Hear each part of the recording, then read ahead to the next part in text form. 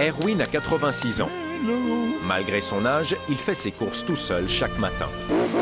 Il connaît bien le chemin jusqu'au centre commercial, cela fait 50 ans qu'il le pratique. Mais aujourd'hui, tout bascule. Erwin est pris d'un malaise et il n'y a personne près de lui pour l'aider. Heureusement, il peut appeler son petit-fils.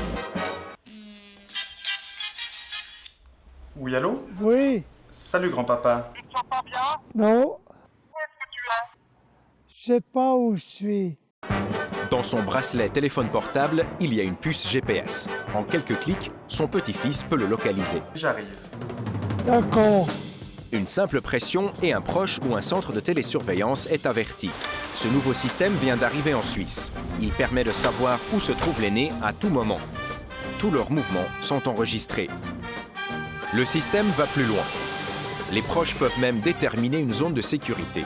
Dès que l'aîné la quitte, le système donne automatiquement l'alerte.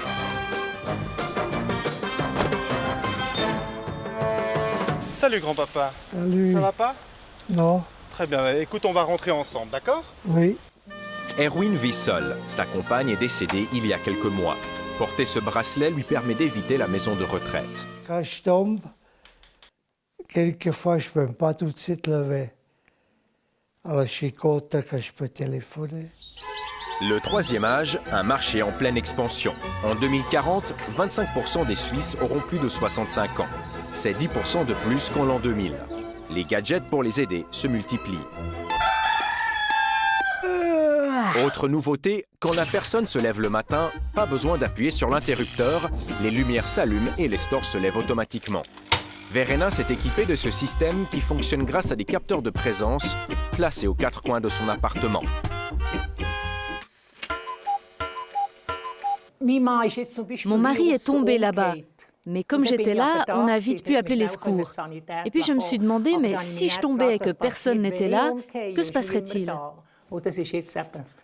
Le système peut également apprendre les habitudes de la personne.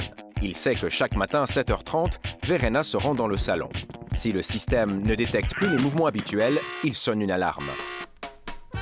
Voici Gérard, le fils de Verena. Si elle venait à tomber, je le verrais tout de suite et je pourrais me rendre très rapidement chez elle. Via Internet, il peut suivre tous les mouvements de sa mère. Là, je vois que ma mère est dans le salon, car l'indicateur de présence est à 100%. Chaque matin, quand je me lève, je peux voir si tout va bien pour elle. Mais ce genre de système ne convainc pas tous les experts. On peut détecter tous les mouvements, pister la personne. J'aurais quelques doutes. Il faut vraiment qu'il y ait une justification médicale ou médico-sociale. Et il faut éviter que la personne se sente espionnée à un moment donné. Elle a toujours droit à sa sphère privée. Nous sommes à Sierre, en Valais. Hermann Michel Hagmann a développé l'aide à domicile dans sa région en mettant sur pied un centre médico-social. Il a également publié un livre sur comment vieillir chez soi. Pour lui, la technologie est utile car elle renforce les liens entre la personne âgée et ses proches. Mais il ne faut pas en abuser. Je me mets dans la moyenne des personnes âgées qui peu à peu ont des difficultés de mobilité. Est-ce que c'est bien qu'ils aient un système pour monter les stores et les descendre sur le plan électrique, par exemple? Ou bien n'est-il pas préférable de les mobiliser et de c'est peut-être une des rares activités musculaires qu'ils vont encore faire durant la journée? Retour chez Erwin. Il a déjà effectué un séjour dans un établissement médical. Pour lui, pas question d'y retourner. J'étais moi seul ici que là-bas. Parce que là-bas, personne n'est venu. Pas de visite, rien. Erwin et Verena sont parmi les chanceux. La plupart des seniors ne vieillissent pas chez eux. Les soins à domicile ne représentent pour l'instant que 2% des dépenses totales du système de santé.